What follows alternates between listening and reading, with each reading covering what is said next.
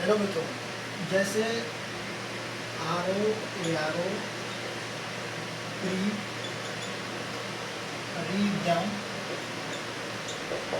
2024 जो 27 जुलाई 2025 को होने वाला है। ये पहले 11 मार्च 2024 को इसका एग्जाम हुआ था, परंतु कुछ धार्मिक कारण ये कैंसिल हो गया। अब इसका भी एग्जाम डेट 27 जुलाई 2025 को हुआ है। अब सबसे पहली बात था कि जब 11 फरवरी को हुआ था, 11 मार्च में, तो जो 11 फरवरी को एग्जाम हुआ था तो उसमें क्या होता है, 2 पेपर होते थे। एक जीएस का था जिसके लिए 140 क्वेश्चन पे 2 घंटे का समय मिलता था, और दूसरा था हिंदी का जिसमें 60 क्वेश्चन होते थे 1 घंटे। तो दोनों के लिए अलग अलग टाइमिंग थे। अब क्या होता था कि जो हिंदी वाला व्यक्ति 1 घंटे में 60 में लगभग 55 प्लस क्वेश्चन सही कर देता था, और जीएस में ये मान के चलिए कि लगभग 80 प्लस। परंतु अब वर्तमान में क्या है कि न्यू पैटर्न लागू, जिसमें एक पेपर होने हैं combined GS plus Hindi, total 200 question 3 घंटे में। अब इस 3 घंटे में 200 क्वेश्चन करने हैं। अब समस्या ये हो रही है कि मान के चलिए कि अगर आप पेपर प्रश्न सॉल्व करना, फिर उसके बाद उसका गोला भरना, OMR शीट भरना, फिर कुछ इन्रोलमेंट भी होते हैं, तो मान के चलिए कि आपके 15 से 20 मिनट आपके वैसे निकल जाएंगे। फिर गोला भरने में मान के चलिए कि आपके 20 मिनट निकल जाएंगे, तो 40 मिनट वैसे ही, 30 मिनट तो मान के चलिए कम से कम 30 मिनट तो आपके वैसे ही निकल जाएंगे। अब बचे आपके पास कितने, 2.5 घंटे। 2.5 घंटे में आपको 200 प्रश्न 2.5 घंटे में करने। अब 200 प्रश्न 2.5 घंटे में करनी है, तो सबसे बड़ी बात क्या है कि जो हिंदी है, जो उसका PYQ है, उसको आप अच्छे तरीके से करिए। और हिंदी देखिए, हिंदी के लिए PYQ,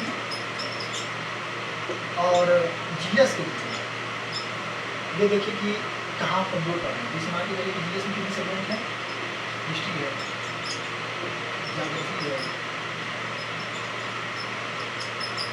पॉलिटी है,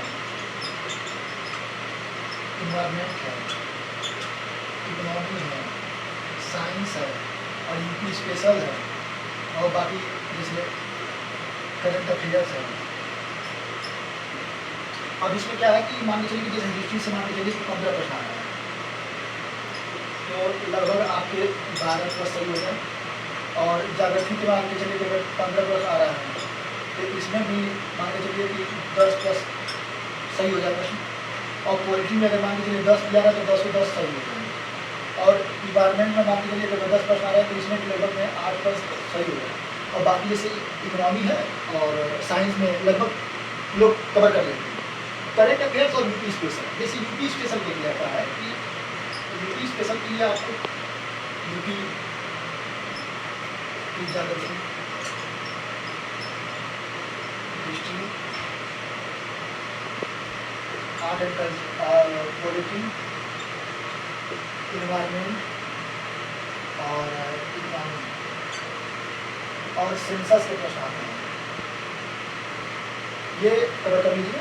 और बाकी जैसे मान लीजिए करंट अफेयर्स के लिए आप लोग पढ़े होंगे, जैसे घटना सार हुआ या आई दृष्टि हुआ, जो भी आप लोग पढ़ रहे होंगे उसको आप लोग अच्छे से कवर कर लीजिए। मैं आप लोगों से कहना चाह रहा हूँ कि इस समय कम समय है, तो जहाँ पे आपको लगता है कि ये कमजोर कड़ी है तो उसको दूर करिए, और बार बार उस टॉपिक का ध्यान दीजिए कि जहाँ से आपको लगता है कि अगर ये कर ले तो हमारा आने वाले में लगभग जीएस में 140 में आपके लगभग 90 प्लस सही होगा।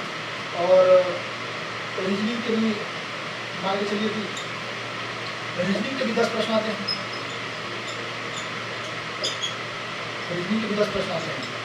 तो ऐसा करिए कि 10 में लगभग 8 तो सही हो ही जाए, हो सके तो 10 सही हो जाए, परंतु अगर 10 नहीं सही हो पा रहा है तो 8 सही हो जाए।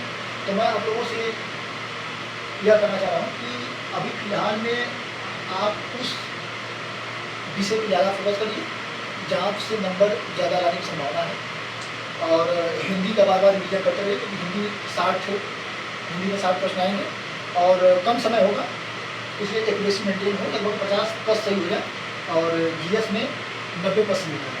तो हिंदी में 50 प्लस और जीएस में 90 प्लस, टोटल आपके लगभग 140 प्लस सही हो जाए, जिससे आपका बहुत अच्छे तरीके से ROE में सिलेक्शन हो जाए। क्योंकि इस बार कंपटीशन ज़्यादा है, लोग सीरियस हैं, पढ़ाई भी अच्छे से कर रहे हैं, और मैं चाहूँगा कि सही पास हो, परंतु सीटें कम हैं, इसलिए आप लोग ज़्यादा ध्यान दीजिए कि नंबर कैसे ज़्यादा लाएँ। मुझे लगा कि न्यू पैटर्न के आधार पे एक वीडियो बनाना चाहिए, जो मैं आप लोगों के सामने बनाया हूँ। तो आप देखिए, आप ध्यान से और लग गई, क्योंकि आपके पास मात्र 5 दिन का समय है, और जैसा रहे बताइए। Okay, thank you.